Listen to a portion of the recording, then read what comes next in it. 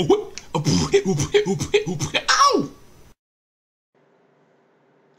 Greetings, YouTube. This is DecKrash, better known as Brandon. Welcome to my final Defiance review of the Season 3 season. Alright. First of all, I would like to apologize for not having this review out sooner. I had been promising much more on-time reviews, and of course, if you've been watching my other videos, you know that I had been laid out in the hospital a couple of weeks back with surgery.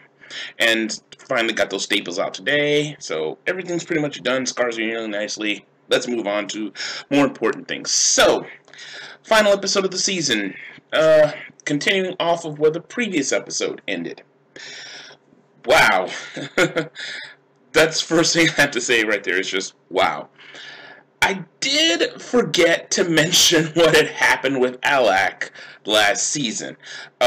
With Kinsey busting into Alak's home, which of course used to be the Macaulay house, and I guess now he's kind of inherited it because Rafe Macaulay and his daughter are now dead, unfortunately. And it's him and his son and the family servant of the Tar family, whose name suddenly escapes me. I deeply apologize.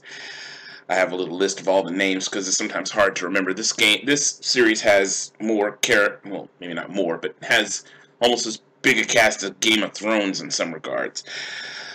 So anyway, so Alak is taking care of his baby along with the household servant of the Tar family, which is kind of interesting because in that previous episode there was a bit of a conversation between Stama and the servant girl. And the servant girl seemed to want to escalate her status by kind of getting in good with Alak, who's kind of on the rebound from the loss of Christy. And so I guess she had plans on kind of trying to find a way to get into his pants. Unfortunately, those plans were cut short when Kinsey busts into Alak's home and kills the girl and tries to take the baby from Alak. And of course, Kinsey, now having consumed her father's heart and internal organs, has now become a super Omek. Tries to fight against Stama and Alak, and Stama, who had previously been trying to get Alak to understand that, you know, she truly did love him. And, of course, Alak thinking that she just killed his wife in cold blood, which she didn't. And it's a very uncomfortable conversation they have when Kinsey busts in and tries to take the baby. Well, thus begins the most one-sided fight, because Kinsey wanted to basically eat the child. But then, call the cavalry horns. Daytak busts in and uses that blade from his bionic arm and stabs Kinsey in the neck and pins her into one of the doorposts inside the house. And he gets his family and they all haul off. Here's something that's interesting, though. Why didn't you kill her? I mean, he pins Kinsey to the wall. I mean, it could have found something to have removed her head from her body, you know. But then again, well, no, I mean, being Votans, they would have known, best of all, how the Omek were. I mean, these are creatures that they'd known from legend and stories, and, well, not just legend, they were very, very real. From stories, and to know how strong they were. I mean, couldn't possibly have allowed Kinsey to live, especially when she had a blood vendetta against Stama. But then again, Kinsey was crazy, and I think their first priority was just to get the HE double hockey sticks out of there. So they do, and hightail it back into Defiance. And fortunately, at this point in time, all the main characters are now, Nolan and Irissa and Amanda are all there formulating a plan to try to get hold of, try to find a way to get rid of the Omek situation once and for all. Because Kinsey is just constantly bringing in more Omek from the ship. You can see the pods landing as they're entering Earth's atmosphere. And so, and of course, they've had to time and time again stop OMEC from kidnapping people in the city and using them for their food. Now with Doc Yule finally on their side again, as they're making the plans, it results in kind of a funny scene where DecKrash busts into the lawkeeper's office and sees Doc Yule. He's about to just start filling her with holes, but they are like, no, stop, she's on our side now. And DecKrash surprisingly stands down pretty quickly. So maybe he knew that she was somehow under their control. Maybe she told him what happened. I think she did, if memory serves, in the previous episode. So, because of Doc Yule's past, which seems to have included being one of the Votans that sabotaged the OMEC Ark ships, she knows the layout of the ships, and they are able to go down into Old St. Louis, where the OMEC had set up a base, and use one of the platforms that actually creates the pods and sends them back to the ship to infiltrate the ship and blow the whole thing sky high. And that's pretty much what happens. Is Nolan, Arissa, and let me see, who was it who went on there? Nolan, Arissa, and Doc Yule. All oh yeah, I think it was it DecKrash? It's I'm very sorry, people. It's one of my reviews, and now it's just been a couple of days. I know it's among them was Nolan and Arissa, and of course Doc Yule. Oh yes, DecKrash was one of the members who went on board the ship, and so they infiltrate the ship where all the other OMEC are still asleep. And Kinsey seems to be busy with other things, but at the point where they finally do get into the OMEC hideout and launch themselves up to the ships, Kinsey frees herself from her situation in Alak's home and sees the pods being launched back on board the ship. So while the rest of the people in Defiance clear out the remaining OMEC, Kinsey, furious, goes into the base and, of course, launches herself into the ship. By this time, thankfully, Doc Yule has managed to find an area where she stands and has all these weird wires and cords and these weird plastic sheets. And you find out she has to have them all stuck into her so she can overpower the ship. And it's kind of a funny little scene with the ship speaking in OMEC, saying intruder, intruder, and Doc Yule constantly trying to cause the ship to she's trying to exert her own will over the ship's AI system. And so they send Nolan deeper into the ship to find the engine room and to overload the engines. But now when they first arrive on the ship, Arissa notices all the pods with the sleeping OMEC and finds out that there are children in there. Arissa, despite having overcome her fear of killing, still being a classic Arathian, has deep respect for all life. And she basically says, they didn't need to, they don't have to die. Now, you don't think much of that until it happens after. And of course, as Nolan is trying to override the controls, Kinsey finally comes in and they have a final confrontation, which pretty much leaves Kinsey falling down into a pit and being torn into pieces in one of the engine turbines. Pretty fitting ending, though the battle was a bit, how can I put this? Was a bit more, bit quicker. It was concluded much faster than I thought. This episode really did kind of run very quickly. It felt a little on the rushed side, but I'll get to that later. So, anyway, now Nolan's able to override the system, but Doc Yule, when she plugged herself into the ship's controls, she pretty much said this was kind of a one-way trip for me. And so she says to Nolan, you and DecKrash and Arissa need to go back down to the surface now.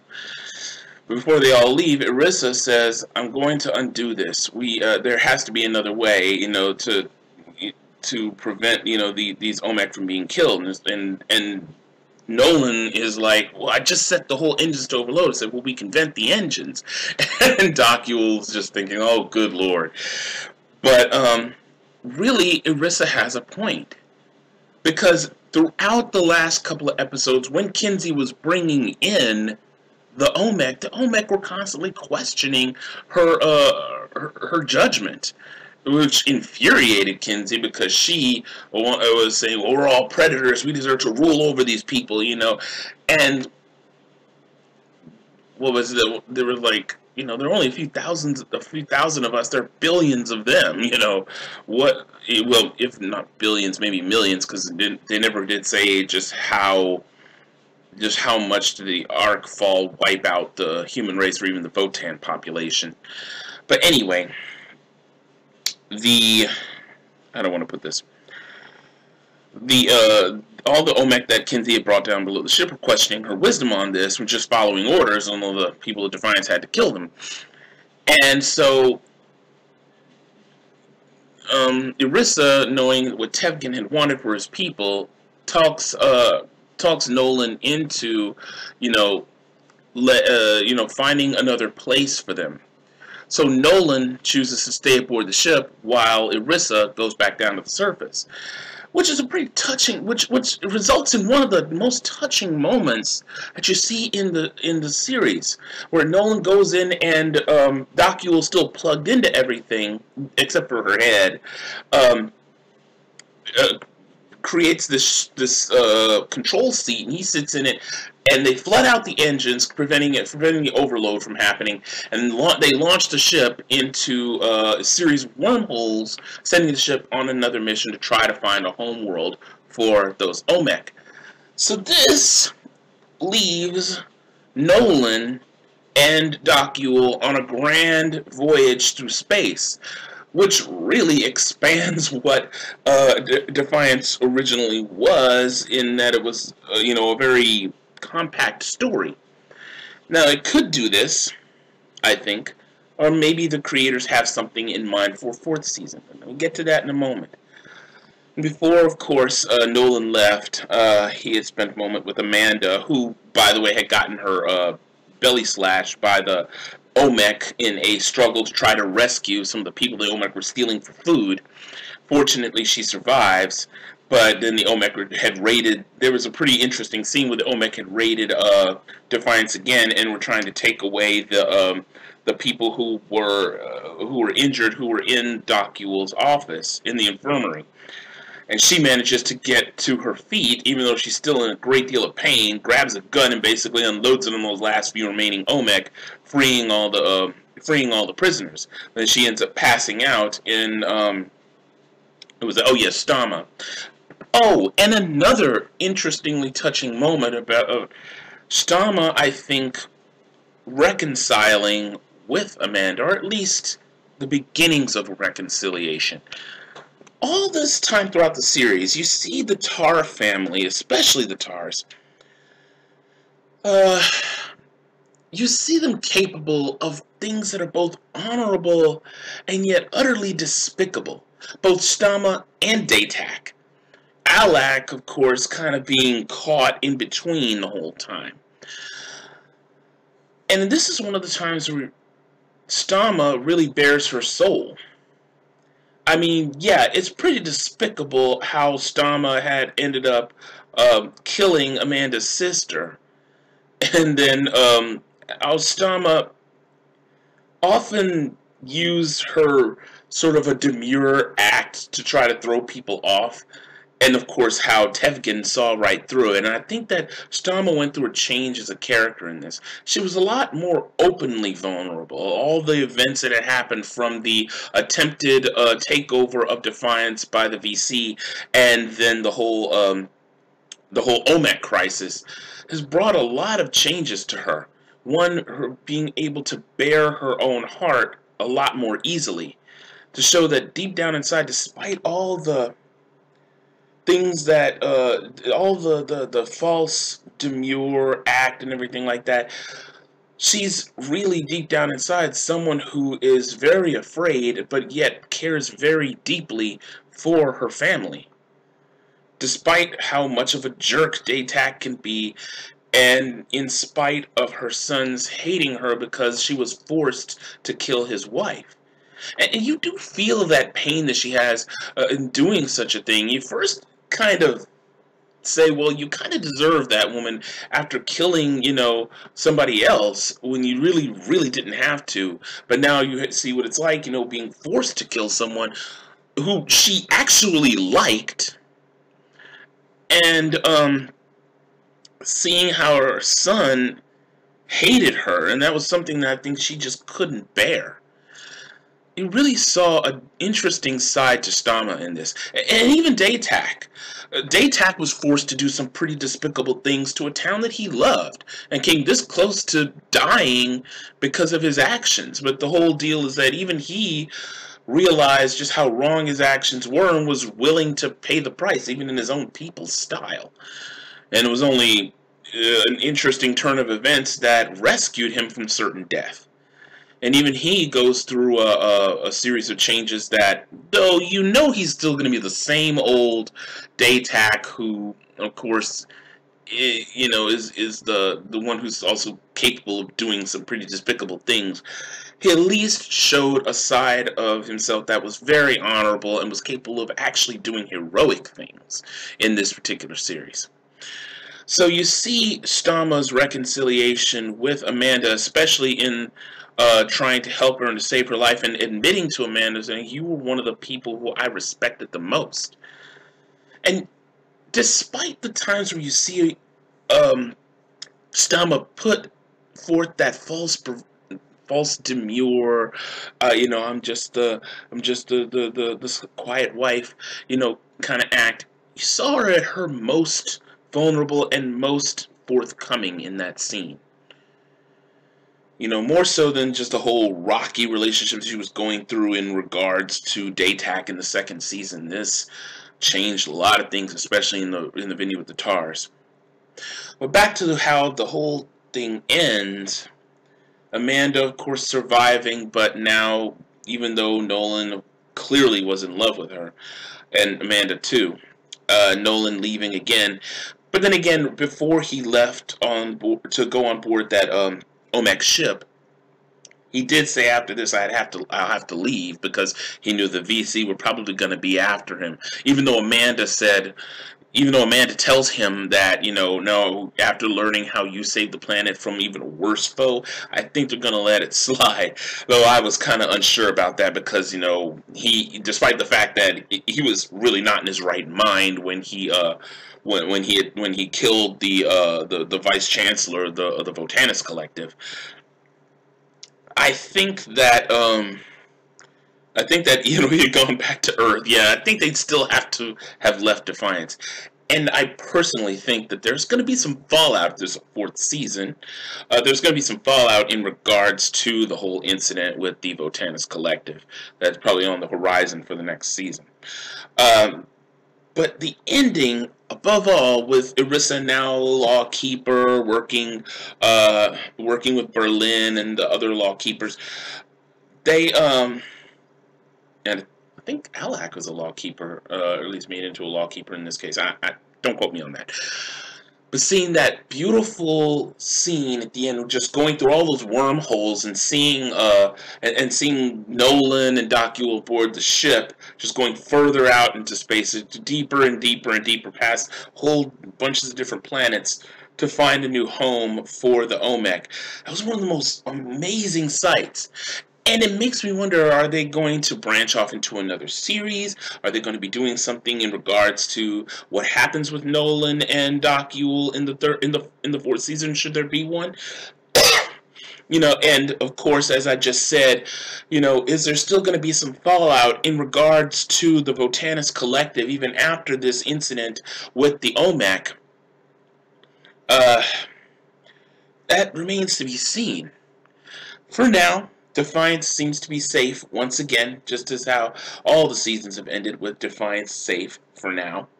Even though ending the first season with the E-Rep coming in was more of a uncertain future, though you find out that Defiance in the second season was, of course, intact and actually was doing fairly well with the E-Rep, occupying the place. But of course, the ending of this season ends with Defiance in a relatively much better position than they were left in the end of the second season. You know, I sincerely hope there's going to be a fourth one. Now, this series has been doing very well. I think they said that they had a bit of a drop in viewership for this season, and so I'm hoping that they greenlight the series for a fourth season. That remains to be seen, but you know, I think that for a series that has become one of sci-fi's flagship series, along with a couple of new additions, which I'm still debating whether or not to do reviews on. The first seasons of those two series have passed up, even though I've been watching them. Don't know. But like I said, here's hoping there's going to be a fourth season. Looking back on this season, it has been a wild, wild ride. And despite how rushed this season finale was, there was a lot to like about it. And I like how Den of Geek put it. And by the way, people, I really like Den of Geek for a lot of news about noteworthy nerd culture, TV shows and stuff, sci-fi and fantasy and all that. If you want to get some good articles in that, go to the link down the doobly-doo that I'll have for Den of Geek. It's denofgeek.us. But what I'm trying to say, looking back on this season, and as Den of Geek said, especially despite how rushed the final episode felt, it really knew how to take, you know, your expectations and do something completely different. You know, there's a lot of expectations that had left me where the series left me. I was wondering how they were going to get rid of the OMEC. I mean, it was understandable for them to try to infiltrate the ship, though I didn't know how, and then, of course, they had a way, which makes perfect sense. But what happened on board that ship was wholly unexpected. And that's what I like about this season. It turned all of your expectations on their ear. One plot twist after another that just left you wondering, whoa, I did not see that coming. That is the strength of this series. The writing has been incredible. First season was fairly average, though still kept me interested enough and emotionally invested to want to see what happened next. Second season, they knocked it out of the ballpark with the stakes and everything that was going on in regards to the things that were happening to Irissa, and especially the arc brain that was inside of her, and how that series concluded, and even with the addition of the E-Rep. And in the third season, with two storylines being resolved at once: the crisis with the renegade VC and Ramtak, and then of course the bringing in of a wholly new Votan race, the OMEC, making them a major threat, despite the fact that, well, you think about it, they were purple people eaters. I'm pretty sure somebody in the costume design department, the design department for the alien race, just really kind of wanted to do that just as a huge joke. But of course, the OMEC showed themselves to be, despite the fact that you think about it, well, they're purple people eaters, they were anything but a joke. They were a severe threat. Creatures that are much stronger and faster than anything that's on Earth. They could have really done some serious damage. You know, before the other races probably managed to find a way to wipe them all out. And then, of course, finding out that the Indogenes were actually engineered to be hunting practice and food for the OMEC, and also had the ability to interface with complex technology, even OMEC technology. Both made them a severe Achilles heel, a potential severe Achilles heel to the Votans and to the humans, but also a potential Achilles heel to the OMEC, which, of course, is what Doc Yule ended up becoming.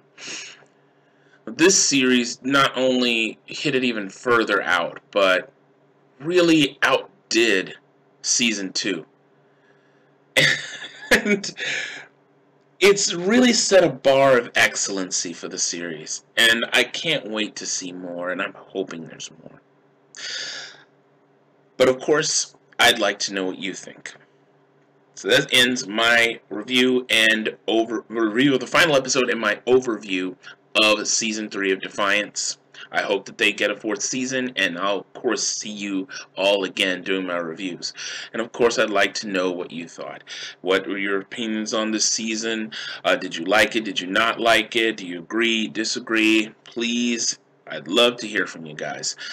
Thank you very much for listening. Leave your comments, questions, anything like that. Please comment, rate, subscribe down below. As always, keep it civil. And so, until the 4th season, should there be a 4th season, this is DecKrash, better known as Brandon, and as always, stay lucky and stay blessed. Take care.